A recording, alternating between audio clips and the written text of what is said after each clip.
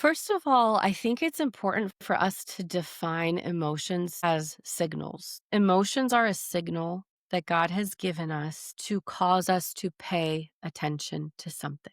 That's the first part of emotions. The second part is emotions are a signal that God has given us to encourage us to connect with someone, whether that's God, whether that's myself. I have to connect with myself, what's going on inside of me, or to connect with others. So Mm. they're a signal to help us pay attention to what's going on underneath the surface, but they're also a signal to help us pause and connect. And when you see it that way, it's like emotions are a gift. Without emotions, we wouldn't have that signal. Now, for kids who are big feelers, when you think about a signal, for example, a fire alarm, that's a signal. It signals to you there's something going on that you need to pay attention to. But what if your fire alarm is too sensing? It senses too much. We currently actually have a fire alarm that every time I put something in the air fryer, nothing's burning. It just senses that there's heat, something's cooking, and it just starts to go off. And it's been like this annoying thing in the family. We're like, be careful with the air fryer. No chicken nuggets for you guys. Exactly, because the alarm's going to go off. So for some people, their alarm is too sensitive. It Mhm. senses too much, whereas others, their alarm senses way too little. It is turned way down, and they don't feel things until there's a fire. Mhm. Neither of those aspects are healthy or good. And we have to learn to turn up the dial or turn down the dial to a healthy place. So when we talk about things like feelings are not as important as faith over feelings, don't trust your feelings.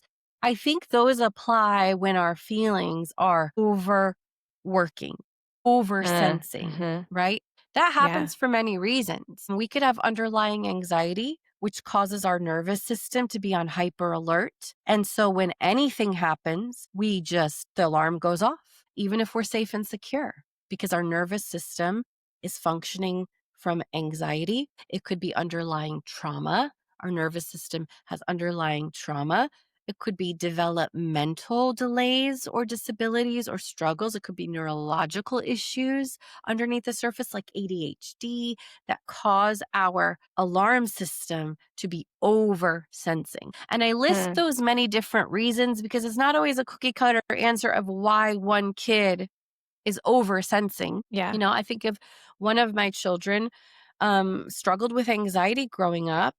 And for a couple different things, there's a couple different experiences based on natural wiring which caused the alarm system to be overactive.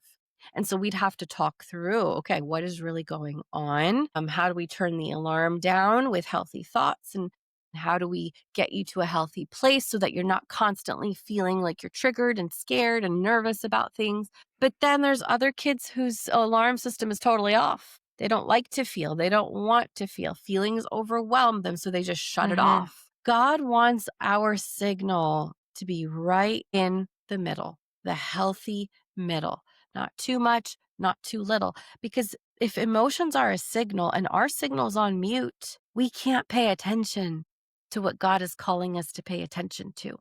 We can't connect to people in healthy ways the way that God wants us to connect using our feelings.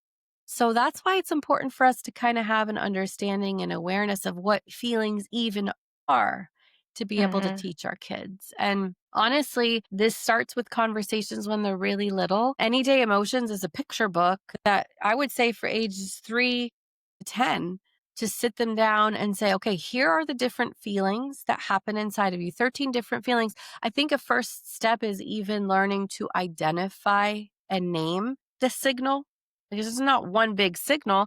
There's so Right. many different signals, and each of them point to a different thing that we can't pay attention to if we're not aware of what that feeling is. So, Mhm. learning how to name our feeling, acknowledge, okay, I'm feeling guilty. I'm feeling overwhelmed. I'm feeling worried. I'm feeling jealous. I'm feeling ashamed. Like, what are the different feelings? What are they signaling? And then once we can name them, we can help our kids start to unpack them and figure out what to do with those feelings. Yeah.